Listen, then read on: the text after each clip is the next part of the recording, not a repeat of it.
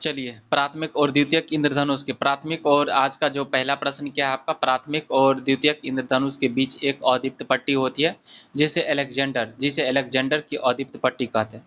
जिसे क्या कहता है, जिसे अलेक्जेंडर की अदीप्त पट्टी कहते हैं। ऐसा इसलिए है कि बताइए, प्राथमिक तथा द्वितीय इंद्रधनुष के बीच एक अदीप्त पट्टी होती है जिसे अलेक्जेंडर की अदीप्त पट्टी कहते हैं। ऐसा इसलिए है कि इस इस क्षेत्र में प्रकीर्णित प्रकाश में विनाशी व्यतिकरण होता है। इस क्षेत्र में प्रकाश प्रकीर्णित नहीं होता है। इस क्षेत्र में प्रकाश अवशोषित हो जाता है। ऑप्शन क्या आ जाएगा, ये सही हो जाएगा। ठीक है ना।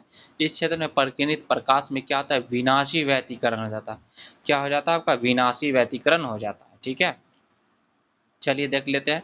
प्राथमिक तथा द्वितीयक इंद्रधनुष के बीच एक अदीप्त पट्टी होती है जिसे अलेक्जेंडर की अदीप्त पट्टी एंड डार्क बैंड कहते हैं। ऐसा इसलिए है कि इस क्षेत्र में प्रकीर्णित प्रकाश में विनाशी व्यतिकरण होता है तथा सूर्य के आपतित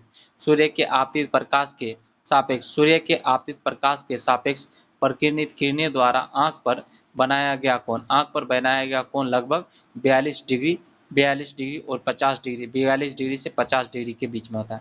कितना डिग्री होता है, 42 से 50 डिग्री के बीच में होता है। अगला प्रश्न पर आ जाइए। वायुमंडल में स्थित जल की बूंदों द्वारा प्रकाश के वर्ण विक्षेपण और प्रकाश के पूर्ण आंतरिक परावर्तन के कारण इंद्रधनुष बनता है। ठीक है ना। वायुमंडल में स्थित जल की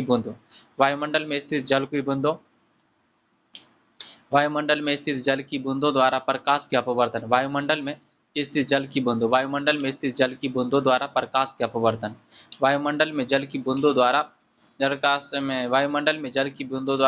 प्रकाश के अपवर्तन प्रकाश के वर्ण विक्षेपण एवं प्रकाश के पूर्ण आंतरिक परावर्तन के कारण क्या बनता है, आपका इंद्रधनुष बनता है। प्राथमिक इंद्रधनुष की विशेषता क्या है, तो प्राथमिक इंद्रधनुष की विशेषता है 2 बार अपवर्तन, 1 बार पूर्ण आंतरिक परावर्तन और 1 बार क्या होता है, वर्ण विक्षेपण होता है। प्राथमिक इंद्रधनुष में क्या होता है बताइए। प्राथमिक इंद्रधनुष में 2 बार अपवर्तन होता है। प्राथमिक इंद्रधनुष में 2 बार अपवर्तन होता है। प्राथमिक इंद्रधनुष में क्या होता है, 2 बार अपवर्तन, 1 बार पूर्ण आंतरिक परावर्तन। प्राथमिक इंद्रधनुष में क्या होता है, प्राथमिक इंद्रधनुष में 2 बार अपवर्तन, 1 बार पूर्ण आंतरिक परावर्तन, 1 बार पूर्ण आंतरिक 2 बार अपवर्तन होता है, 2 बार अपवर्तन, 1 बार पूर्ण आंतरिक परावर्तन और वर्ण विक्षेपण होता है। पूर्ण आंतरिक परावर्तन और क्या होता है, वर्ण विक्षेपण होता है। सबसे भीतरी जो आर्क होता है ना, बैगनी एवं बाहर लाल होते हैं। सबसे भीतरी आर्क क्या होती है, बैगनी होती है। सबसे भीतरी आर्क की बात करते हैं तो कैसा होता है, आपका बैगनी होता है। सबसे भीतरी आर्क क्या होता है, बैगनी एवं बाहरी, सबसे भीतरी आर्क क्या होता है, सबसे भीतरी आर्क बैगनी एवं बाहर लाल होता है। सबसे भीतरी आर्क बैगनी होता है एवं बाहर क्या होता है, लाल होता है। प्रेक्षक जो होता है ना, ऑब्जर्वर की आंख पर आपका आंतरिक कोण कितना, 42 डिग्री बनती है। कितना, ऑब्जर्वर के आंख पर क्या बनती है, आपका 42 डिग्री कोण बनती है। अपेक्षाकृत अधिक चमकदार होता है। प्राथमिक इंद्रधनुष क्या होता है, अपेक्षाकृत अधिक चमकदार होता है। इसमें प्राथमिक इंद्रधनुष में 2 बार अपवर्तन होता है और 1 बार पूर्ण आंतरिक परावर्तन होता है। सबसे भीतरी आर्क है ना, बैगनी रहेगा और सबसे बाहरी वाला होता है, लाल होता है। सबसे बाहरी आर्क क्या हो जाएगा, लाल होगा। सबसे भीतरी आर्क क्या होता है, बैगनी होता है। प्रेक्षक की आंख पर आंतरिक कोण 42 डिग्री बनता है और अपेक्षाकृत अधिक चमकदार होता है। द्वितीयक इंद्रधनुष का निर्माण सूर्य के प्रकाश का जल की बूंदों के भीतर 2 बार अपवर्तन तथा 2 बार पूर्ण आंतरिक परावर्तन से होता है। 2 बार अपवर्तन और 2 बार पूर्ण आंतरिक परावर्तन से होता है। द्वितीयक इंद्रधनुष प्राथमिक इंद्रधनुष की तुलना में धुंधला होता है। द्वितीयक इंद्रधनुष होता है ना, प्राथमिक इंद्रधनुष की तुलना में क्या होता है, धुंधला होता है। द्वितीयक इंद्रधनुष प्राथमिक इंद्रधनुष की तुलना में क्या होता है, धुंधला होता है। द्वितीयक इंद्रधनुष प्राथमिक इंद्रधनुष की तुलना में क्या होता है, धुंधला होता है। द्वितीयक इंद्रधनुष प्राथमिक इंद्रधनुष की तुलना में क्या होता है, धुंधला होता है। द्वितीयक इंद्रधनुष प्राथमिक इंद्रधनुष की तुलना में क्या होता है, आपका धुंधला होता है। इसमें बैगनी रंग बाहर की ओर एवं लाल रंग अंदर की ओर होता है। अगला है 59 नंबर प्रश्न पर। एक खोखला अवतल लेंस बहुत पतले पारदर्शी माध्यम का आपका बना हुआ है। वह वायु अथवा क्रमशः वायु बोले तो N1 और N2 है। N1 N2 अपवर्तनांक वाले N1 N2 वायु N1 और N2 अपवर्तनांक वाले L1 और L2 से आपका भरा जा सकता है। L1 L2 से क्या क्या भरा जा सकता है। N1 है आपका ज़्यादा N2 से, यानी L2 ज़्यादा है N1 से, ग्रेटर देन 1। लेंस प्रकाश के एक समांतर किरण पुंज को क्या करती है, अपसारित करती है, डाइवर्जित करेगा। ठीक है ना, देख लिए डाइवर्जित करेगा तो आंसर हो जाएगा यह वायु से भरकर वायु में रखा जाएगा।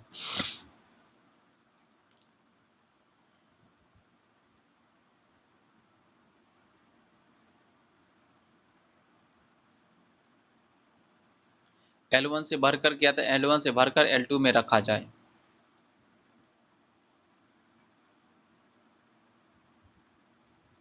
देखो, एक खोखला अवतल लेंस बहुत पतले पारदर्शी माध्यम का बना है। एक खोखला अवतल लेंस है और बहुत पतले पारदर्शी माध्यम का बना है।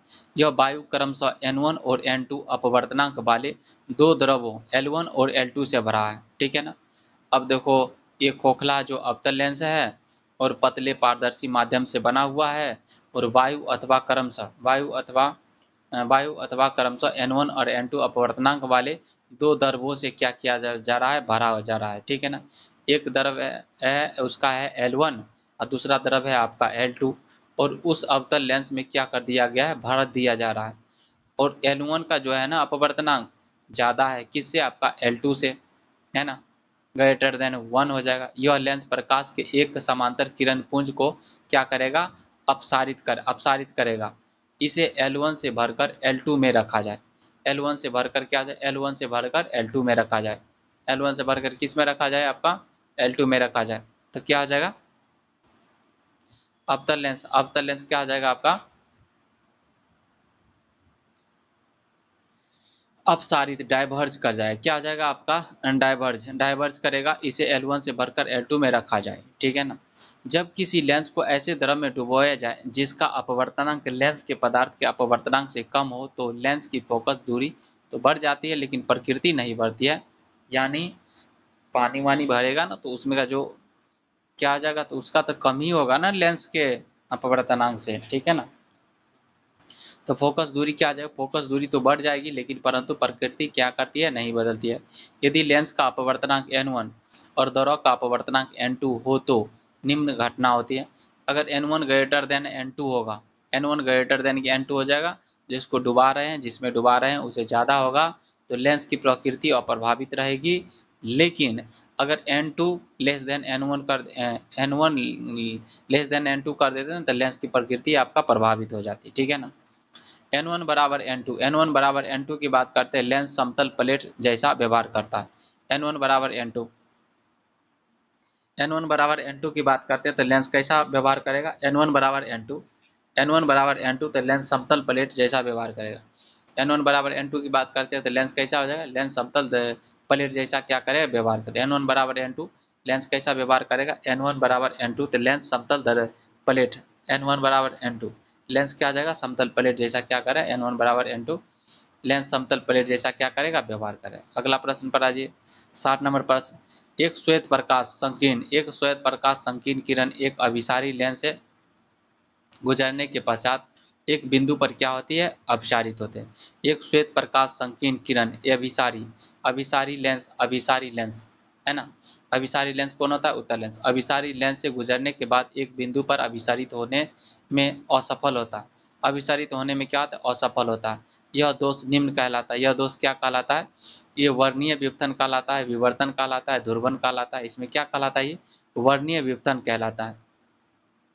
एक श्वेत प्रकाश संकीर्ण किरण एक अभिसारी लेंस से गुजरने के पश्चात एक बिंदु पर क्या होती है, अभिसारित होने में असफल होता है। यह दोष निम्न कहलाता है। यह दोष क्या कहलाता है, निम्न कहलाता है, वर्णीय विवर्तन कहलाता है। यह क्या कहलाता है, वर्णीय विवर्तन कहलाता है, वर्णीय विवर्तन कहलाता है। एक श्वेत प्रकाश संकीर्ण किरण एक अभिसारी लेंस से गुजरने के पश्चात एक बिंदु पर क्या होता है, अभिसारित होती है। एक बिंदु पर क्या होती है, अभिसारित होती है, असफल होती है। एक बिंदु पर अभिसारित होने में क्या असफल होती है। यह दोष वर्णीय विवर्तन कहलाता है। यह दोष क्या कहलाता है? यह दोष वर्णीय विपतन कहलाता है।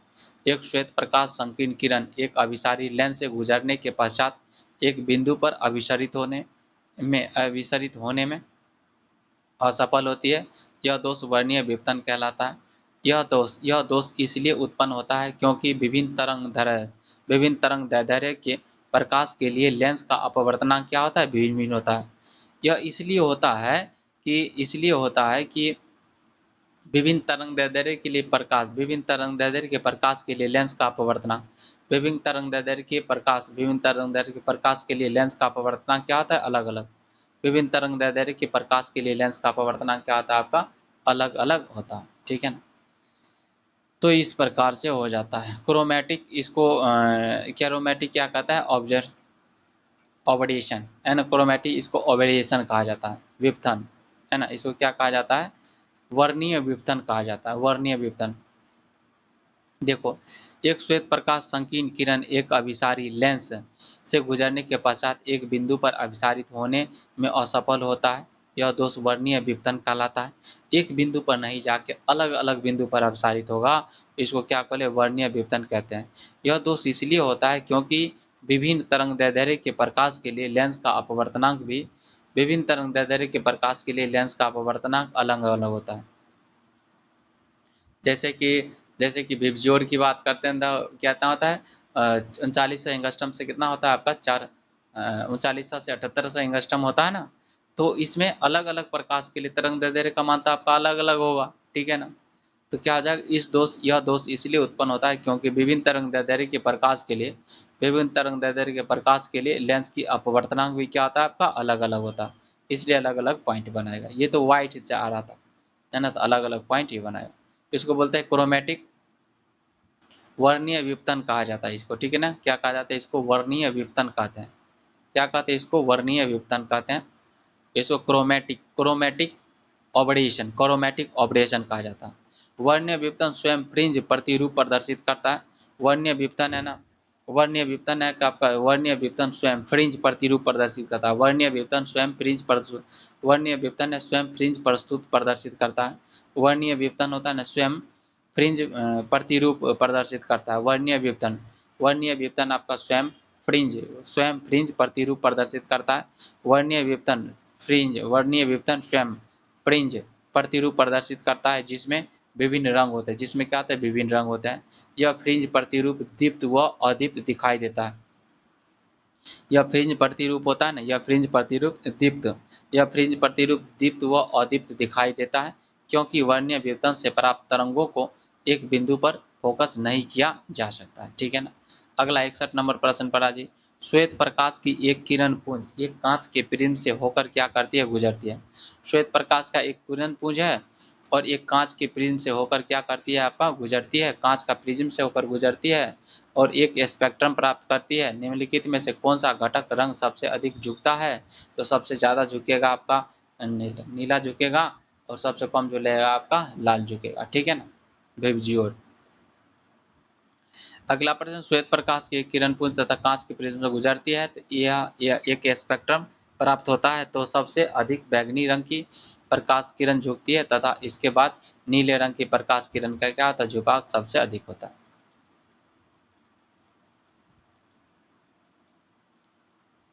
इस प्रकार से अगला है आपका 62 नंबर प्रश्न है, किसी वस्तु को एक अवतल दर्पण के सामने 12 सेंटीमीटर की दूरी पर रखा गया। कोई वस्तु है, किसी वस्तु को एक अवतल दर्पण के सामने किसी वस्तु को एक अवतल दर्पण के सामने कि कोई वस्तु है, किसी वस्तु को एक अवतल दर्पण के सामने 12 सेंटीमीटर की दूरी पर रखा गया। एक वस्तु है, वस्तु को अवतल दर्पण के सामने एक वस्तु को अवतल दर्पण के सामने 12 सेंटीमीटर की दूरी पर क्या किया गया? इसको 12 सेंटीमीटर की दूरी पर रखा गया, यानी u बराबर मिल गया आपका 12 सेंटीमीटर तथा इसका प्रतिबिंब उसी ओर 18 सेंटीमीटर पर बनता है, यानी v भी मिल गया आपका 18 सेंटीमीटर। तो दर्पण की फोकस दूरी ज्ञात करना है तो निकाल दोगे, माइनस u और क्या मिल गया? Minus v। तो फार्मूला पता है ना, 1/v plus 1/u equal to 1/f। Formula पता है तो निकाल लो, सब माइनसे में होगा, देख लो। ठीक है ना? 1/v plus 1/u equal to 1/f। देखो माइनस माइनस कितना, इसको लेल्सियम लोग 36 हो जाएगा, और कितना है -2 -3, ये -5/36, एफ बराबर -36/5 हो जाएगा, -7.2 हो जाएगा। ठीक है ना, इसमें ऐसे निकाला। लेंस के लिए बस इसको करना है 1/v + 1/u equal to 1/f, ये अवतल सॉरी ये दर्पण का सूत्र है। अगर इसमें माइनस लगा देंगे 1/v - 1/u equal to 1/f, ये किसका बन जाएगा, लेंस का फार्मूला बन जाएगा। ठीक है ना। अगला है एक प्रकाश किरण पुंज, एक प्रकाश किरण वायु से जार में रखे, एक प्रकाश किरण वायु से जार में रखे, एक प्रकाश किरण है वायु से जार में रखे जल के पृष्ठ पर 30 डिग्री के कोण पर 30 डिग्री के कोण पर आपतित होता है। 30 डिग्री के कोण पर क्या होता है, आपतित होता है।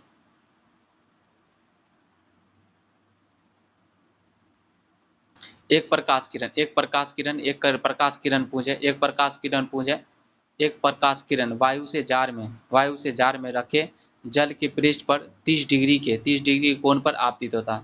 कितना डिग्री कोण पर आपतित होता है आपका, 30 डिग्री के कोण पर क्या होता है, 30 डिग्री कोण पर आपतित होता है, आपतित होती है किरण जल में डैश के कोण पर आपका आपतित होते हैं, है ना। तो आपतित किरण के तल में डैश होगी, आपतित किरण के तल में क्या आ जाएगा, डैश होगा। बताइए, एक प्रकाश किरण पुंज है वायु से जार में रखी जल के पृष्ठ पर 30 डिग्री के कोण पर क्या होती है, आपतित होती है। यानी देखो, वायु से अगर जल में जाएगा तो ये सघन माध्यम में जा रहा है ना, सघन माध्यम में जाएगा तो इसका तो एंगल क्या हो जाएगा आपका, घट जाएगा ना, है ना, कम ना हो जाएगा, इसमें अभिलंब के पास आ जाएगा। इसके आ जाएगा अभिलंब के पास पर आ जाएगा, अभिलंब आपतित होती है किरण जल में कोण पर क्या होती है, अभिसारित होती है और आपतित किरण के तल में होगी। अब देखो 30 डिग्री से अधिक गलत, 30 डिग्री से क्या हो जाएगा, कम, 30 डिग्री कम स्थिर नहीं, है ना, तो आपका आंसर क्या हो जाएगा, 30 डिग्री से कम लेकिन स्थिर नहीं। ठीक है ना, 30 डिग्री से कम, 30 डिग्री से कम हो जाएगा, स्थिर हो, 30 डिग्री से कम स्थिर हो जाएगा। एक प्रकाश किरण वायु से जार में रखे जल के पृष्ठ पर 30 डिग्री कोण पर क्या होती है, आपतित होती है। किरण जल में 30 डिग्री से कम, 30 डिग्री से कम, 30 डिग्री से कम,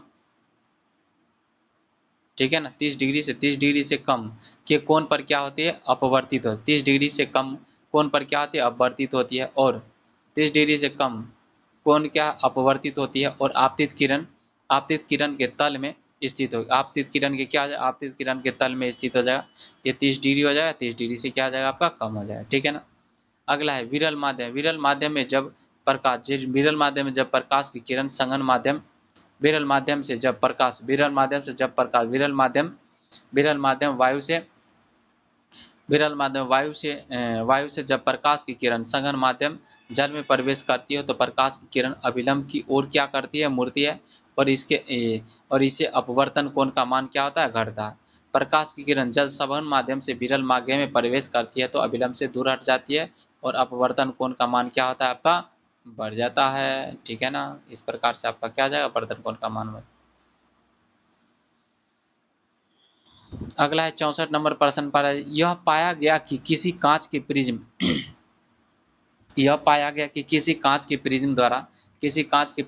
श्वेत प्रकाश के वर्ण विक्षेपण के दौरान कोई घटक रंग जितना अधिक मोड़ता है उस घटक रंग के लिए कांच का अपवर्तनांक उतना ही क्या होता है, अधिक होता है।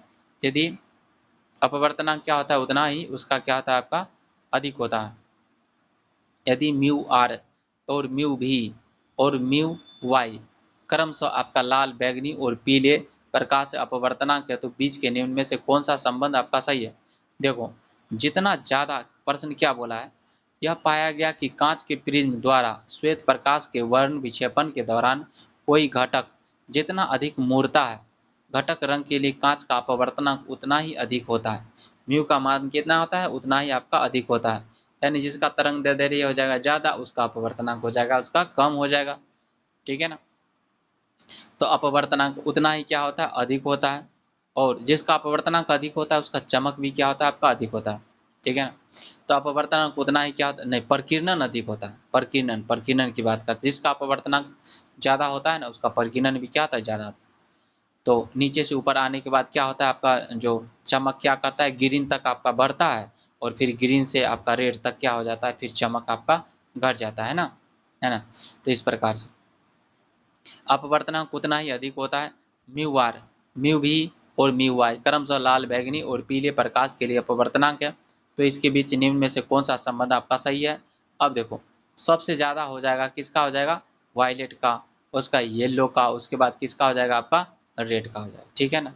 तो यह पाया गया है कि किसी कांच के प्रिज्म द्वारा श्वेत प्रकाश के वर्ण विक्षेपण के दौरान कोई घटक रंग जितना मोड़ता है उस घटक रंग के लिए कांच का अपवर्तनांक उतना ही क्या होता है, आपका अधिक होता है, ठीक है,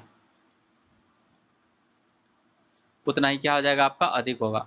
यदि म्यू आर और म्यू वी और म्यू वाई क्रमशः लाल, बैगनी और पीले प्रकाश के लिए अपवर्तनांक है तो उसके बीच संबंध mu V greater than mu Y greater than mu R हो जाए। प्रकाश के किसी रंग का अपवर्तनांक उसकी तरंग दैर्ध्य के व्युत्क्रमानुपाती कारण, उसके तरंग दैर्ध्य क्या होता है, व्युत्क्रमानुपाती। अपवर्तनांक किसके व्युत्क्रमानुपाती होता है, अपवर्तनांक तरंग दैर्ध्य की व्युत्क्रमानुपाती होता है। जिस रंग का तरंग दैर्ध्य जितना कम होता है उसका अपवर्तनांक उतना ही अधिक होता है। जिस रंग का तरंग दैर्ध्य की बात कर रहा है, जिस रंग का तरंग दैर्ध्य जितना कम होता है उसका अपवर्तनांक उतना ही क्या होता है, आपका अधिक होता है। बैगनी रंग के प्रकाश का अपवर्तनांक सर्वाधिक तथा लाल रंग का अपवर्तनांक क्या होता है, आपका कम होता है। प्रकाश के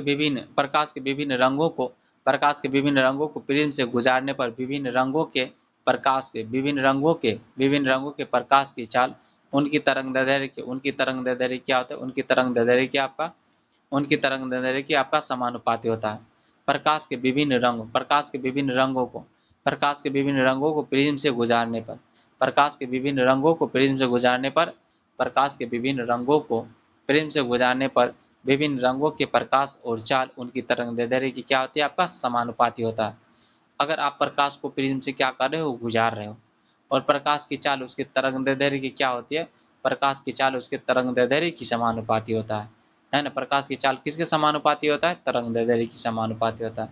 जिसका तरंग दैर्ध्य ज़्यादा प्रकाश की चाल भी ज़्यादा, जिसका तरंग दैर्ध्य कम प्रकाश की चाल भी क्या हो जाएगा, कम हो जाएगा, ठीक है ना।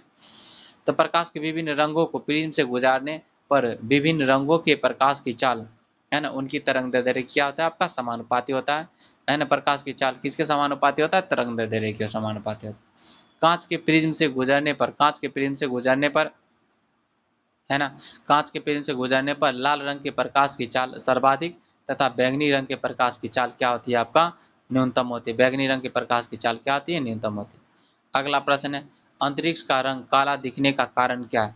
अंतरिक्ष का रंग आपको काला दिखने का कारण क्या है, छोटे कणों द्वारा प्रकाश का प्रकीर्णन।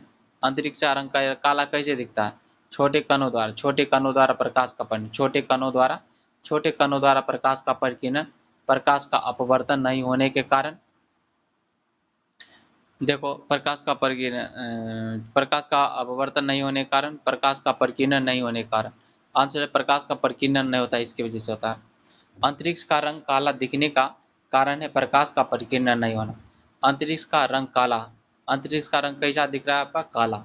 अंतरिक्ष का रंग काला दिखने का कारण है प्रकाश का प्रकीर्णन नहीं होना। अंतरिक्ष का रंग काला दिखने का कारण क्या, अंतरिक्ष का रंग काला दिखने का कारण है प्रकाश का प्रकीर्णन नहीं होना। अंतरिक्ष का रंग काला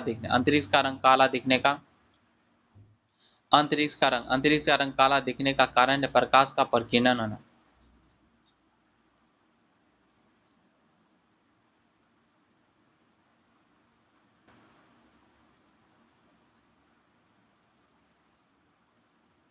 अगला है अंतरिक्ष का रंग काला दिखने का कारण है प्रकाश का प्रकीर्णन नहीं होना। अंतरिक्ष का रंग काला दिखने का कारण है प्रकाश का प्रकीर्णन नहीं होना। अंतरिक्ष का रंग काला दिखने का कारण क्या है, प्रकाश का प्रकीर्णन नहीं होना, है ना, प्रकीर्णन नहीं होना, ठीक है ना। अब देखो ध्यान से सुनना, जो प्रकीर्णन होता है तरंगदैर्ध्य के व्युत्क्रमानुपाती होता है भैया, ठीक है ना, प्रकीर्णन। तो प्रकाश का प्रकीर्णन प्रकाश के तरंगदैर्ध्य के चतुर्घात की क्या होता है, आपका व्युत्क्रमानुपाती होता है। जो प्रकीर्णन होता है ना, स्कैटरिंग होता है, तरंगदैर्ध्य के चतुर्घात के व्युत्क्रमानुपाती होता है। स्कैटरिंग होता है, प्रकीर्णन होता है, क्या होता है, तरंगदैर्ध्य। प्रकीर्णन होता है प्रकाश का परिकीर्णन आपका तरंगदैर्ध्य के चतुर्थ घात के व्युत्क्रमानुपात है। प्रकाश का जो परिकीर्णन होता है, प्रकाश का परिकीर्णन तरंगदैर्ध्य के चतुर्थ घात के व्युत्क्रमानुपाती होता है। प्रकाश का परिकीर्णन तरंगदैर्ध्य के चतुर्थ घात के क्या होता है? प्रकाश का परिकीर्णन तरंगदैर्ध्य के चतुर्थ घात के व्युत्क्रमानुपाती होता है ना। इस प्रकार सूर्य है, नीले प्रकाश है, ठीक है ना। इस प्रकार से है ना, देखा ना। नीले प्रकाश कम परिकीर्णित होती है, नीले प्रकाश परिकीर्णन के लिए सूर्य की रक्तताप प्रतीत होता है, ठीक है ना। देखो नीले प्रकाश के परिकीर्णन होने से सूर्य का जो होता है ना रक्तताप प्रतीत होता है। नीले प्रकाश का कम परिकीर्णन से कैसा दिखेगा? आपका काला दिखेगा। अगला है जिस रंग के प्रकाश का तरंगदैर्ध्य जितना कम होता है उसका परिकीर्णन उतना ही क्या होता है? अधिक होता है। खतरे के सिग्नल में लाल रंग का प्रयोग किया जाता है क्योंकि लाल रंग का परिकीर्णन सबसे कम, लाल रंग का परिकीर्णन क्या होता है? सबसे कम। लाल रंग का परिकीर्णन क्या होता है? सबसे कम होता है और दूर तक क्या करता है? आपका गमन करता है। परिकीर्णन मतलब समझो फैल जाना, है ना। अगला 66 नंबर प्रश्न पर है यदि किसी प्रतिबिंब का आवर्धन माइनस में दिया गया -0.65 है तो उस प्रतिबिंब की प्रकृति क्या हो जाएगी? तो ये दो माइनस में दिया गया है, तो माइनस में दिया गया तो क्या हो जाएगा? आपका आभासी और क्या हो जाएगा? आभासी सीधा और बड़ी, उल्टी वास्तविक उल्टी और बड़ी। वास्तविक क्या हो जाएगा? वास्तविक हो जाएगा, उल्टी और क्या आ जाएगा? छोटी। वास्तविक उल्टी और क्या आ जाएगा? वास्तविक उल्टी और छोटी। वास्तविक उल्टी और क्या आ जाएगा? वास्तविक उल्टी और छोटी। वास्तविक उल्टी और क्या आ जाएगा? छोटी हो जाएगा। यदि किसी प्रतिबिंब का आवर्धन -0.65 है, यदि किसी प्रतिबिंब का आवर्धन -0.65, यदि किसी प्रतिबिंब का आवर्धन -0.65 है, यदि किसी प्रतिबिंब का आवर्धन -0.65 है तो उस प्रतिबिंब की प्रकृति वास्तविक होगी, उल्टी और छोटी हो। वास्तविक उल्टी और क्या आ जाएगी? वास्तविक उल्टी और छोटी। वास्तविक उल्टी और क्या आ जाएगी? छोटी होगी।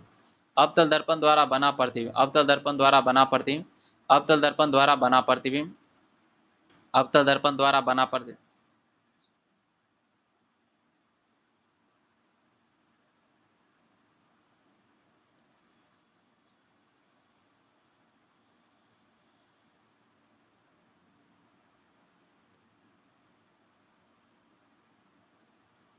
अवतल दर्पण द्वारा बना प्रतिबिंब, अवतल दर्पण द्वारा बना प्रतिबिंब, अवतल दर्पण द्वारा बना प्रतिबिंब वास्तविक या आभासी, अवतल दर्पण द्वारा बना प्रतिबिंब, अवतल दर्पण द्वारा बना प्रतिबिंब वास्तविक या आभासी या उल्टा या सीधा। अवतल दर्पण द्वारा बना प्रतिबिंब क्या होता है? आपका आभास। अवतल दर्पण द्वारा बना प्रतिबिंब होता है आपका प्रतिबिंब का होता है वास्तविक होता है, आभासी हो सकता है, उल्टा हो सकता है, सीधा हो सकता है, छोटा हो सकता है, बड़ा हो सकता है, बराबर हो सकता है, समान आकार का हो सकता है। उत्तल दर्पण द्वारा बना प्रतिबिंब क्या होता है? सदैव आभासी होता है। इस बात को याद रखें। उत्तल दर्पण द्वारा बना प्रतिबिंब क्या होता है? सदैव आभासी होता है, सीधा होता है, आकार में वस्तु से क्या होता है? आपका आकार में वस्तु से आपका छोटा होता है। आभासी होगा, सीधा होगा, आकार में वस्तु से क्या जाएगा? छोटा होगा। समतल दर्पण का आवर्धन कितना होता है? +1 होता है। प्रतिबिंब की ऊंचाई h1 बट्टा में क्या हो जाएगा? hi, height of image h1 तथा वस्तु की ऊंचाई क्या है? h0 के h0 के अनुपात को आवर्धन कहते हैं। m बराबर क्या होता है? देखो दर्पण के लिए माइनस लगा लेना, यानी v क्या है? वस्तु की प्रतिबिंब की ऊंचाई, प्रतिबिंब की ऊंचाई बटा में वस्तु की ऊंचाई, हाइट ऑफ इमेज बटा में क्या जाएगा? Height of object. माइनस लगा लोगे तो ये आवर्धन का मान आएगा किस में आएगा? नेगेटिव में। नेगेटिव में जो है नेगेटिव है, दर्पण के लिए नेगेटिव। अगला 67 नंबर, इंद्रधनुष बारिश की बूंदों के माध्यम से सूर्य के प्रकाश के अपवर्तन के कारण बनता है। इसका तात्पर्य है कि इंद्रधनुष बारिश की बूंदों के माध्यम से सूर्य के प्रकाश के अपवर्तन के कारण बनता है। इसका तात्पर्य है कि सूर्य का प्रकाश बहुवर्णीय होता है, सूर्य का प्रकाश एक वर्णीय होता है। हेलो, तो क्या होता है? वर्षा बूंद का अपवर्तनांक आपका बहुवर्णीय होता है। एक इंद्रधनुष बारिश की बूंदों के माध्यम से एक इंद्रधनुष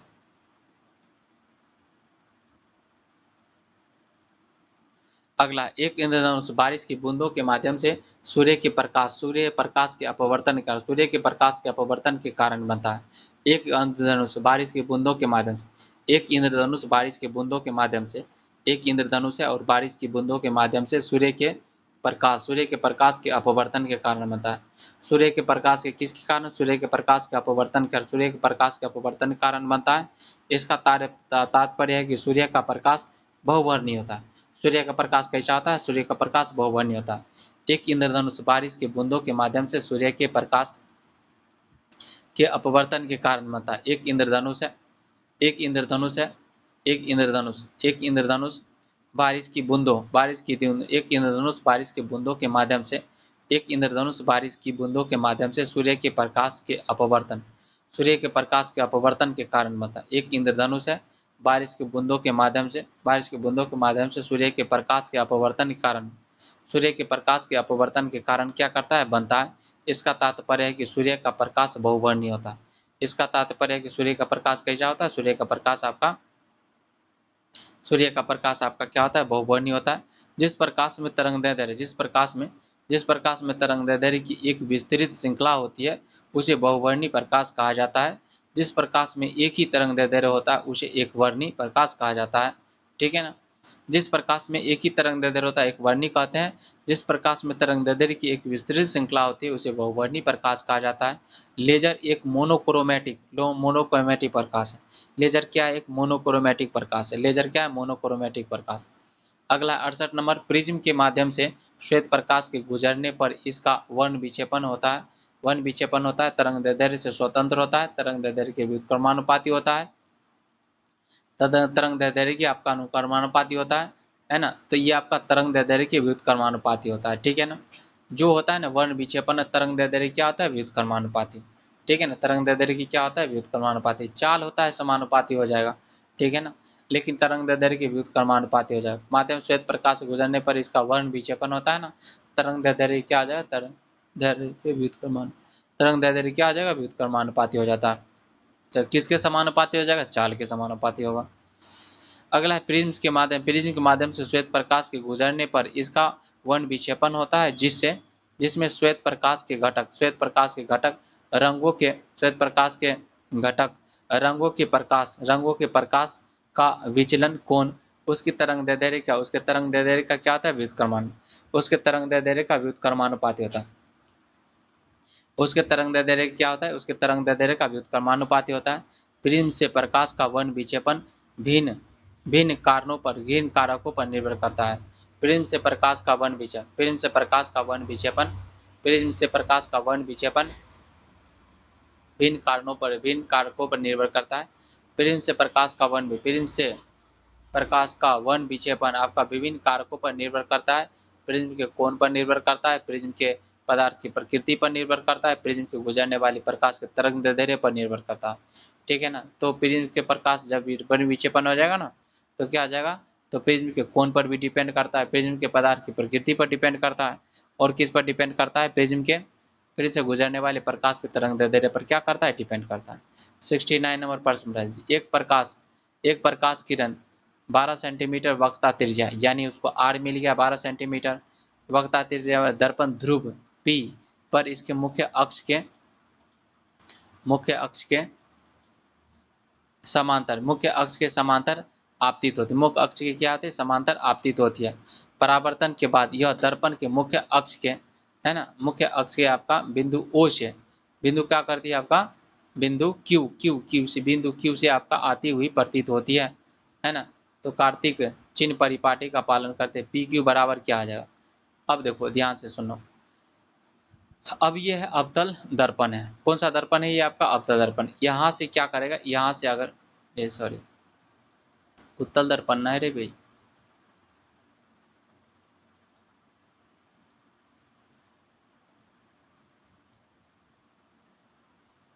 उत्तल दर्पण है।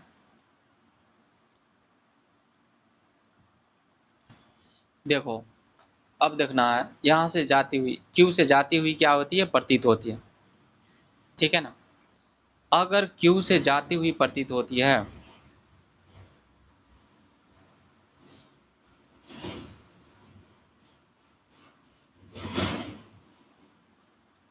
वक्रता त्रिज्या आपका 12 सेंटीमीटर। ठीक है ना? तो आपका आपतित होती है और उसके बाद क्या बोलती है? आपतित परावर्तन के बाद यह दर्पण के मुख्य अक्ष पर आपका स्थित बिंदु Q से आपका जाती हुई प्रतीत होती है, काटती गण। तो देखो यहाँ पर आधा है, वो कर दो, क्या आ जाएगा, इसका आधा आ जाएगा। अगला प्रश्न, टैक्यॉन है ना, क्या बोला है, टैक्यॉन से तात्पर्य, टैक्यॉन से क्या तात्पर्य, टैक्यॉन प्रकाश की गति के से तीव्र गति वाले कण है, भारी नाभिक वाले परमाणु का भाग है, वायु में ध्वनि की गति की तीव्र गति वाले कण है।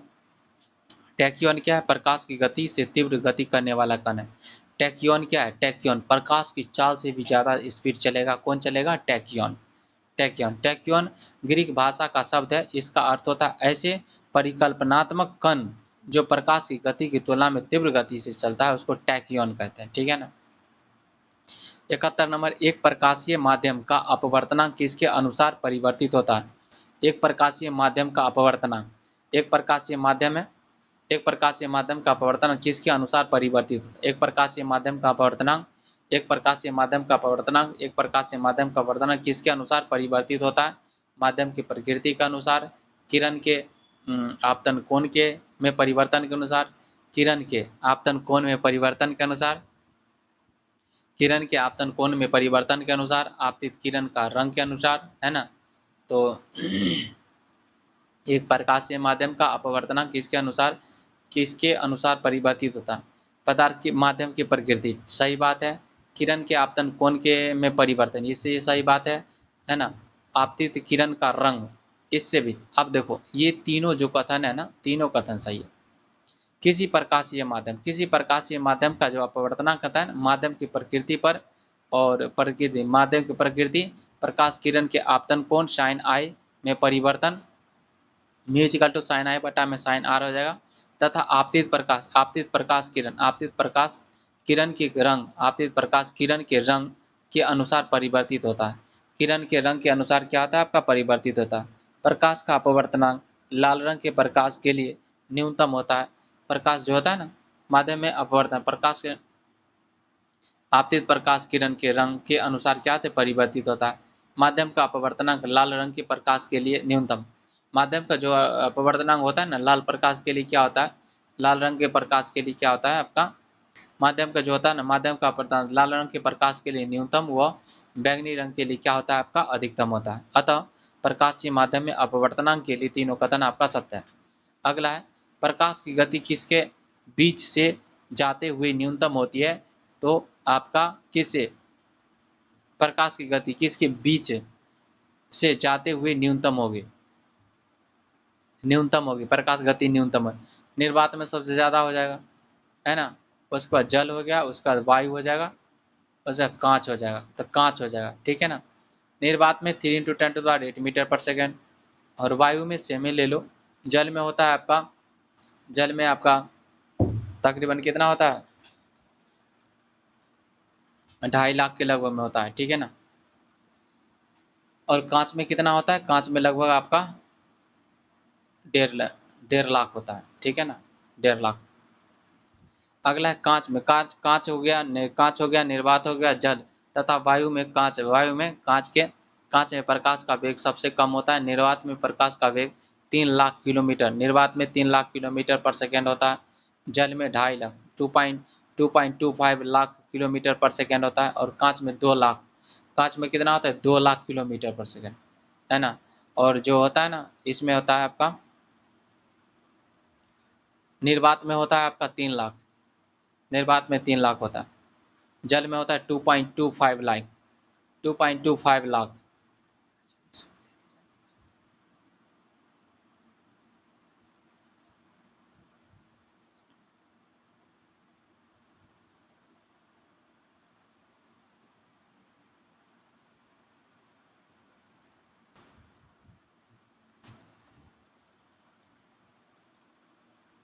अगला है कांच, कांच निर्वात तथा जल, कांच हो गया निर्वात, जल तथा वायु में कांच में प्रकाश का वेग सबसे कम होता है। निर्वात में प्रकाश का वेग 3 लाख किलोमीटर पर सेकेंड, है ना। और जल में 2.25 लाख किलोमीटर पर सेकेंड, और कांच में आपका 2 लाख किलोमीटर पर सेकेंड होता है। अर्थात स्पष्ट है कि प्रकाश की गति विरल माध्यम की अपेक्षा सघन माध्यम में कम होता है। प्रकाश की जो गति होता है ना, अतः प्रकाश की गति विरल माध्यम की अपेक्षा सघन माध्यम में क्या होता है, प्रकाश की गति होता है विरल माध्यम की अपेक्षा सघन माध्यम में क्या होता है, कम होता है। अतः उपरोक्त में कांच में गुजरते समय प्रकाश की गति क्या होती है, आपका सबसे कम होती है। ठीक है ना। अगला 73 नंबर प्रश्न पर आज 73। प्रकाश सीधी रेखा में, प्रकाश कैसे चलता है, प्रकाश सीधी रेखा में चलता है। प्रकाश का ऋजु रेखीय संचरण, प्रकाश सीधी रेखा में चलता है, प्रकाश का ऋजु रेखीय संचरण, यह कथन संभव है यदि प्रकाश के लिए संचरण का माध्यम है ना, संचरण का माध्यम परिवर्तित अपवर्तनांक का हो, है ना, विभिन्न अपवर्तनांक के पट्टियों का बना हो, समांगी और पारदर्शी हो, असमांगी हो। ठीक है ना, समांगी और क्या होना चाहिए, आपका पारदर्शी होना चाहिए, समांगी और पारदर्शी होना। प्रकाश सीधी रेखा में क्या करती है, गमन करती है। प्रकाश का ऋजु रेखीय संचरण, यह कथन संभव है यदि प्रकाश के लिए संचरण का माध्यम समांगी और क्या हो, आपका पारदर्शी, समांगी और क्या हो, पारदर्शी हो। अगला है प्रकाश का सरल रेखीय गमन उसके माध्यम पर निर्भर करता है। प्रकाश का जो होता है ना, प्रकाश का जो प्रकाश का सरल रेखीय गमन उसके माध्यम पर निर्भर करता है। समांग और पारदर्शी माध्यम में प्रकाश किरणें सरल रेखीय में चलती, सरल रेखा में चलती है, इसे प्रकाश का सरल रेखीय गमन कहा जाता है। इसे प्रकाश का क्या कहते हैं, सरल रेखीय गमन कहा जाता है। सूची छिद्र कैमरे में उल्टे छिद्र का बनना, है ना, विभिन्न प्रकार के छायाओं का बनना, है ना, सूर्य ग्रहण, चंद्र ग्रहण प्रकाश की किरणों के सरल रेखीय गमन के कारण ही संभव हो जाता है। ठीक है ना। अब देखो, प्रकाश की सरल रेखीय गमन के कारण क्या होता है, किसी छिद्र से देखोगे ना, पिन होल कैमरा कहते हैं उसको, छिद्र कैमरे में से उल्टे चित्र का बनना, विभिन्न प्रकार के छायाओं का बनना, ठीक है ना, अलग अलग छाया बनता है। और सूर्य प्रकाश, सूर्य ग्रहण हो गया, चंद्र ग्रहण हो गया, ठीक है ना। सूर्य ग्रहण कब होता है बताओ, जब पृथ्वी बीच में आ जाता है। चंद्र ग्रहण कब होता है, जब नहीं, देखो, सूर्य ग्रहण कब होता है, सूर्य ग्रहण होता है जब चंद्रमा बीच में आ जाता है। और चंद्र ग्रहण कब होता है, जब पृथ्वी बीच में आ जाए। जब पृथ्वी बीच में आ जाएगा तो क्या आ जाएगा, जब पृथ्वी बीच में आ जाएगा तो चंद्र ग्रहण, जब चंद्रमा बीच में आ जाएगा तो क्या हो जाएगा, जब चंद्रमा बीच में आ जाएगा तो सूर्य ग्रहण। ठीक है ना, इस प्रकार। तो सूर्य ग्रहण हो गया, चंद्र ग्रहण प्रकाश की किरणों के सरल रेखीय गमन के कारण ही संभव हो पाता है। अगला है, यदि वायु में प्रकाश की गति 3 × 10⁸ मीटर पर सेकेंड है तो ऐसे माध्यम जिसका अपवर्तनांक 3/2 प्रकाश की गति ज्ञात। देखो, इसके लिए एक फार्मूला है, n बराबर c बट्टा में v होता है। n बराबर क्या होता है, c बट्टा में v, n बराबर c बट्टा में g। तो यहाँ पर क्या पूछ रहा है, गति पूछ रहा है, तो v को इस बार ले आओ और क्या कर देना, 3/2 को इसका क्या करो, ऊपर ले जाओ। ठीक है ना, इसको कट्टम पिट्टम करो। देखो, ये वाला फार्मूला लगा लेना, सी, तो इसको 2 चल जाएगा, ऊपर क्या आ जाएगा, तो म्यू क्या है, अपवर्तनांक, भी क्या है, प्रकाश की चाल हो जाए। अगला है, सूर्य से निकलने वाली प्रकाश किरणें, सूर्य से निकलने वाली प्रकाश ऊर्जा किसके द्वारा फैलाई जा सकती है, तो वर्षा बूंदों के बौछार द्वारा, एक समतल दर्पण से, एक उत्तल, देखो आपका ये सही हो जाए। ठीक है ना, सूर्य से आपका जो है ना, सूर्य से निकलने वाली प्रकाश ऊर्जा वर्षा बूंदों की एक बौछार द्वारा क्या करती है, फैलाई जा सकती है। चूंकि वर्षा की बौछार बूंदे एक प्रिज्म की भांति क्या करती है, कार्य करती है। जब सूर्य का प्रकाश इसमें से होकर गुजरता है तो वह अपने अवयवी 7 रंगों के स्पेक्ट्रम विबज्योर में टूटकर बिखर जाता है, जिससे इंद्रधनुष का क्या होता है, जैसे इंद्रधनुष का आपका निर्माण होता है। ठीक है ना। अगला है प्रकाश विद्युत प्रवाह की परिघटना का व्याख्या निम्नलिखित में से किसने की। प्रकाश विद्युत प्रभाव की परिघटना का व्याख्या निम्नलिखित में से किसने की। प्रकाश विद्युत प्रभाव की परिघटना का व्याख्या निम्नलिखित में से किसने की। प्रकाश विद्युत प्रभाव की परिघटना का व्याख्या निम्नलिखित में से किसने किया था, तो अल्बर्ट आइंस्टीन ने किया था। प्रकाश विद्युत प्रभाव परिघटना की व्याख्या किसने किया था, अल्बर्ट आइंस्टीन ने किया था।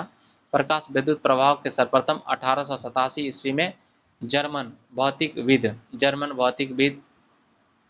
हेनरिक हर्ज द्वारा व्याख्या किया गया था।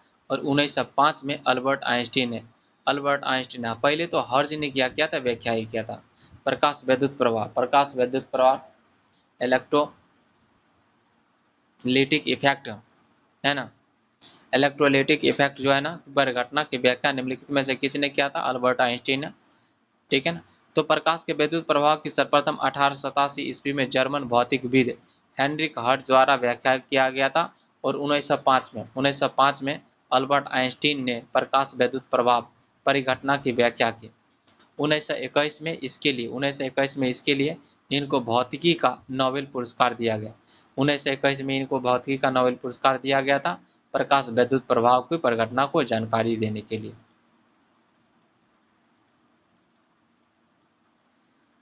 ठीक है ना। अगला प्रश्न है, जब किसी धातु की सतह पर विद्युत चुंबकीय विकिरण, जैसे आपका विद्युत चुंबकीय विकिरण जैसे एक्सरे हो गया, पराबैंगनी किरण हो गया, दृश्य प्रकाश पड़ती है तो उसकी सतह पर इलेक्ट्रॉन निकल दे। एक्सरे हो गया, परावैद्युत किरण हो जाएगा, उससे इलेक्ट्रॉन निकलने लगता है। यह परिघटना प्रकाश विद्युत प्रभाव कहलाती है। इस क्रिया में इलेक्ट्रॉन धातु की सतह से उत्सर्जित होती है और इसको फोटो इलेक्ट्रिक कहते हैं। जो क्या कहते हैं? फोटो इलेक्ट्रिक कहते हैं। अगला 77 नंबर प्रश्न, वायु के सापेक्ष किसी द्रव्यमात्मक माध्यम में अपवर्तनांक के संबंध में निम्नलिखित में से कौन सा कथन सत्य है? वायु के सापेक्ष किसी द्रव्यमात्मक माध्यम में का अपवर्तनांक है ना, या तो धनात्मक या ऋणात्मक हो सकता है। इसका मान 0 हो सकता है। सभी द्रव्यों के लिए एक यूनिटी होता है। आपका क्या हो सकता है? यह हमेशा 1 से अधिक होगा। क्या हो जाएगा? वायु का, और उसके बाद क्या हो जाएगा? वायु का ले लो और किसी माध्यम का लोगे ना, तो अपवर्तनांक उससे ज़्यादा ही मिले। ठीक है ना। क्या हो जाएगा? आपका 1 से ज़्यादा ही मिलेगा वायु के सापेक्ष। किसी का लोगे ना तो 1 से क्या आ जाएगा? अधिक मिलेगा। प्रकाश किरण वायु कितना होता है? 1 होता है अपवर्तनांक। द्रव्यमान माध्यम 2 है ना, तो द्रव्यमान माध्यम 2 में प्रवेश करता है दूसरा। पहला माध्यम है 1 वायु में, दूसरा माध्यम क्या है? 2 है आपका माध्यम है ना, अर्थात विरल माध्यम।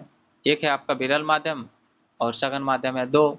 ठीक है ना। साइन आई बटा में साइन आर, इस प्रकार से करोगे। ठीक है ना।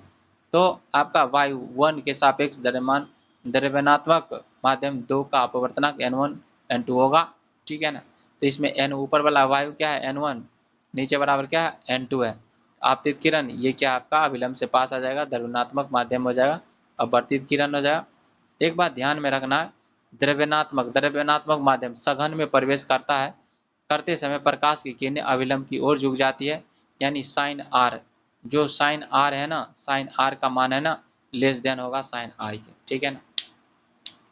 जो अपवर्तित किरण का मान होता है, आपतित किरण मान से क्या होता है? अपवर्तित किरण का मान। अपवर्तित किरण का जो मान होगा, अपवर्तित किरण का जो मान होगा, अपवर्तित किरण का मान होगा आपतित किरण से क्या हो जाएगा? आपका कम हो जाएगा। तो वायु के सापेक्ष माध्यम का अपवर्तनांक क्या हो जाएगा? N12 बराबर साइन आई बटा में क्या आ जाएगा? आपका साइन आर है ना। साइन आई बटा में क्या आ जाएगा? Sign are. साइन आई बटा में साइन आर ग्रेटर देन 1 है ना, समीकरण 1 से। ठीक है ना। तो वायु के सापेक्ष किसी द्रव्यनात्मक माध्यम का अपवर्तनांक सदैव 1 से क्या आ जाएगा? आपका अधिक होगा। ठीक है ना। 78 नंबर प्रश्न पर आ जाओ। प्रकाश के प्रयोग द्वारा किसी धात्विक सतह से इलेक्ट्रॉन उत्सर्जित को क्या कहते हैं? प्रकाश के प्रयोग द्वारा किसी धात्विक सतह से इलेक्ट्रॉन उत्सर्जन को क्या कहा जाता है? इसको कहा जाता है प्रकाश वैद्युत उत्सर्जन कहा जाता है ना। जब श्वेत प्रकाश किसी पदार्थ या धातु की सतह पर गिरता है तो प्रकाश या धातु की सतह से इलेक्ट्रॉनों का उत्सर्जन होता है, जिसे प्रकाश विद्युत प्रभाव या प्रकाश विद्युत उत्सर्जन कहते हैं। यह घटना तभी घटित होता है जब आपतित प्रकाश की आवृत्ति देहली आवृत्ति आपतित प्रकाश की आवृत्ति देहली आवृत्ति से अधिक हो।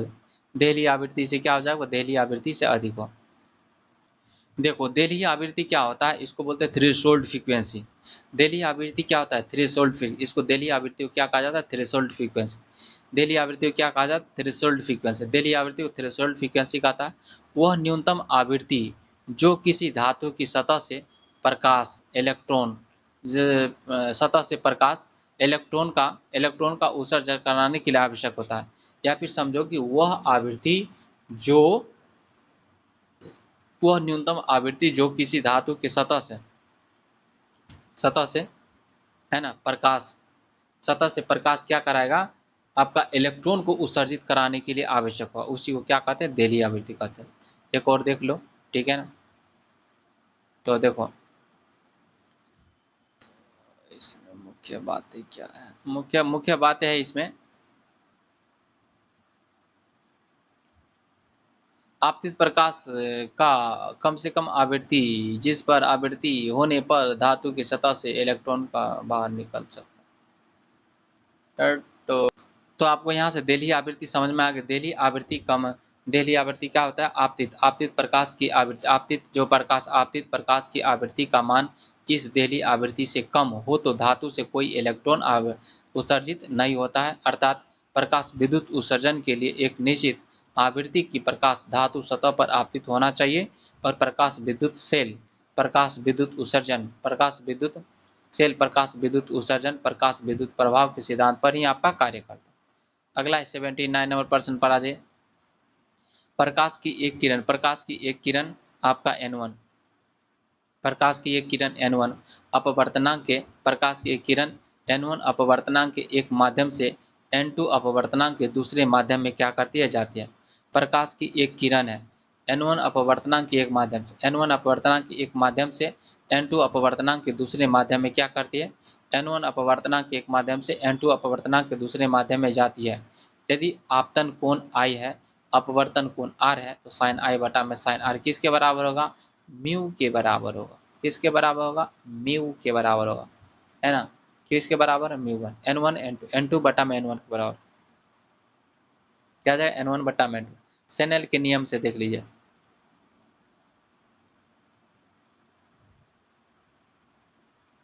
n2 बटा में क्या आ जाएगा, n1 हो जाएगा। सेनेल के नियम से जब कोई प्रकाश किरण एक माध्यम से दूसरे माध्यम में प्रवेश करती है तो आपतन कोण I तथा अपवर्तन कोण R ज्या का अनुपात होता है, नियतांक होता है, कांस्टेंट होता है, साइन I बटा में क्या आ जाएगा, साइन R हो जाएगा, है ना। n1 n पहला माध्यम है, ये क्या आपका दूसरा माध्यम, ठीक है ना। तो क्या आ जाएगा, n12 n12 n1 n2, है ना, 1 तो माध्यम 1, ये इसको बोलते हैं माध्यम 1 के माध्यम 1 के सापेक्ष माध्यम 2 का अपवर्तनांक, माध्यम 1 के सापेक्ष, है ना, माध्यम 1 के सापेक्ष, माध्यम 1 के सापेक्ष माध्यम 2 का अपवर्तनांक साइन I बटा में साइन n2 बटा में क्या आ जाएगा, n1, माध्यम 1 के सापेक्ष माध्यम, है ना, माध्यम 1 के सापेक्ष 2 का अपवर्तनांक, तो जिसको निकालना होगा उसको ऊपर रख लेंगे, माध्यम 1 के सापेक्ष माध्यम 2 का अपवर्तनांक, माध्यम 1 के सापेक्ष 1 n2 का मतलब क्या होता है, माध्यम 1 के सापेक्ष माध्यम 2 का अपवर्तनांक साइन I बटा में सार n2 बटा में क्या आ जाएगा, n1 हो जाए, ठीक है ना। n1 और n2 क्रमशः माध्यम 1 और माध्यम 2, माध्यम 1 और माध्यम 2 निरपेक्ष अपवर्तनांक की बात, आपतित ये आपतन कोण हो जाएगा n1, ये हो जाएगा n2। 80 नंबर प्रकाश तरंग है, प्रकाश तरंग है विद्युत चुंबकीय तरंग है, ठीक है ना। प्रकाश तरंग क्या है, विद्युत चुंबकीय तरंग है। प्रकाश तरंग विद्युत चुंबकीय तरंगें होती है जिन्हें संचरण के लिए माध्यम की आवश्यकता नहीं होती है, अर्थात निर्वात से अर्थात निर्वात में होकर चल सकती है। प्रकाश तरंग विद्युत चुंबकीय तरंग की चाल, प्रकाश तरंग विद्युत चुंबकीय तरंग की चाल होता है 3 × 10⁸ मीटर पर सेकेंड होता है। सभी विद्युत चुंबकीय तरंगें फोटोन की बनी होती है। सभी जो विद्युत चुंबकीय तरंगें किसकी बनी होती है, फोटोन की बनी होती है। विद्युत चुंबकीय तरंगों की अवधारणा मैक्सवेल के सिद्धांत के द्वारा दी गई है। ये अनुप्रस्थ तरंगें होती है, ठीक है ना, अनुप्रस्थ तरंग होती है, ठीक है ना। ध्वनि अनुदैर्ध्य तरंग। 81 नंबर, यदि वायु में प्रकाश की चाल 3 × 10⁸ मीटर पर सेकेंड है तो कांच में क्या हो जाएगा, तो कांच में देखो तो एक फार्मूला तुम्हें पता होगा, n बराबर क्या होता है, n अपवर्तनांक बराबर क्या होता है, c बटा में b होता है, ठीक है ना। तो अपवर्तनांक तुम्हें दिया गया है, क्या गया, अपवर्तनांक दिया गया, निकाल नहीं लोगे, 15 बटा में 10 करके उसको दे दो ना। अपवर्तनांक दिया गया ना 2 लाख। अगला है 82 नंबर प्रश्न, यदि वायु में प्रकाश की चाल c और किसी माध्यम प्रकाश की चाल b निरूपित किया जाता है तो माध्यम के अपवर्तनांक परिकल्पना किस सूत्र द्वारा, तो क्या आ जाएगा, v बट्टा में क्या आ जाएगा आपका, c बट्टा में b हो जाएगा, क्या आ जाएगा, c बट्टा में b, c बट्टा में b हो जाएगा। देख लो, यदि वायु में प्रकाश की चाल c और किसी माध्यम प्रकाश की चाल b है तो निरूपित करते हैं माध्यम के अपवर्तनांक n है ना, निर्वात में प्रकाश की चाल बटा माध्यम में प्रकाश की चाल। निर्वात में प्रकाश की चाल बटा माध्यम प्रकाश की चाल। प्रकाश क्या करते हैं, प्रकाश सीधी रेखा में चलती प्रतीत होती है क्योंकि यह छोटी कणों का बना होता है। प्रकाश का वेग बहुत अधिक होता है, प्रकाश की तरंग दैर्ध्य बहुत छोटी होता है ना। प्रकाश की तरंग दैर्ध्य क्या होता है, बहुत छोटी होता है। प्रकाश अपने चारों ओर से आपका प्रकाश की जो तरंग दैर्ध्य क्या होता है, बहुत छोटी होती है। इसका वेव लेंथ होता है बहुत ही छोटा होता है, छोटा छोटा होता है। प्रकाश सीधी रेखा में गमन करती है। प्रकाश की जो तरंग दैर्ध्य होती है ना, प्रकाश की तरंग दैर्ध्य क्या होती है, बहुत ही छोटी होती है। प्रकाश की तरंग दैर्ध्य क्या होती है, बहुत ही छोटी होती है। इसके कारण प्रकाश का तरंग दैर्ध्य 3900 नैनोमीटर से आपका 7800 नैनोमीटर के बीच बहुत छोटी छोटी होती है, जिसके कारण इसका विवर्तन विवर्तन बहुत कम होता है। इसका विवर्तन क्या होता है, बहुत कम होता है, अर्थात इसका विवर्तन फैलाव क्या होता है, बहुत कम होता है, अर्थात निम्न छोटी तरंग दैर्ध्य जिसमें नगण्य विवर्तन उत्पन्न करती है, इसलिए प्रकाश सीधी रेखा में चलता हुआ क्या होता है, प्रतीत होता है। अगला है अति हानिकारक। अति हानिकारक अल्ट्रावायलेट। अल्ट्रावायलेट किरणें कौन सी होती है, अति हानिकारक। अति हानिकारक अल्ट्रावायलेट किरणें होती है, कौन सा होती है बताइए। सबसे ज्यादा होता है आपका सी, है ना। क्या होता है आपका सी होता है। अति हानिकारक अल्ट्रावायलेट किरण कौन सा होता है, आपका सी होता है। सूर्य के प्रकाश से आने वाला अल्ट्रावायलेट किरणें मुख्यतः तीन प्रकार के होते हैं। अल्ट्रावायलेट ए, यह अधिक हानिकारक होता है ना। Ultraviolet B, ultraviolet B, ultraviolet B मध्यम प्रकार का होता है, किरणें होता है। अल्ट्रावायलेट सी अत्यंत सबसे कम हानिकारक होता है आपका, ये अधिक तरंग दैर्ध्य अल्ट्रावायलेट किरणें है। और बी है मध्यम तरंग दैर्ध्य अल्ट्रावायलेट किरण। और सी क्या है, अत्यंत ही सूक्ष्म तरंग दैर्ध्य की अल्ट्रावायलेट किरणें है, जो अत्यंत ही घातक होता है, अत्यंत ही घातक होता है, हानिकारक होता है। अल्ट्रावायलेट ए तथा अल्ट्रावायलेट बी से अधिक हानिकारक होता है, त्वचा कैंसर उत्पन्न करता है। 85 नंबर प्रकाश वायु। प्रकाश वायु की अपेक्षा कांच में मंद गति से क्या करता है, चलता है। प्रकाश वायु की अपेक्षा कांच में मंद गति से चलता है। वायु के अपवर्तनांक, वायु का जो अपवर्तनांक है ना, कांच के अपवर्तनांक से क्या आपका कम है, ठीक है ना। वायु का अपवर्तनांक कांच का अपवर्तनांक से क्या आपका कम, वायु का अपवर्तनांक कांच का अपवर्तनांक से अधिक है। कांच का घनत्व वायु के घनत्व से, कांच का घनत्व वायु घनत्व से क्या आपका अधिक है। कांच का घनत्व वायु घनत्व। देखो प्रकाश अपवर्तनांक की बात करते हैं, अपवर्तनांक ये तुम्हारा घनत्व फनत्व पर डिपेंड नहीं करता है, ठीक है ना। अपवर्तनांक पर डिपेंड करता है। वायु का जो अपवर्तनांक होता है ना, प्रकाश की जो गति होता है ना, प्रकाश वायु की जो अपेक्षा कांच की मंद गति होता है, तो अपवर्तनांक पर जिसका अपवर्तनांक ज्यादा होगा ना, उसमें गति कम, जिसका अपवर्तनांक कम उसमें गति ज्यादा। प्रकाश प्रकाश वायु में तेज गति से तथा कांच में अपेक्षाकृत मंद गति से चलता है, क्योंकि वायु का अपवर्तनांक कम तथा कांच का अपवर्तनांक कितना होता है, ज्यादा। वी बटा में सी बटा में एन होता है, फिर सी बटा में।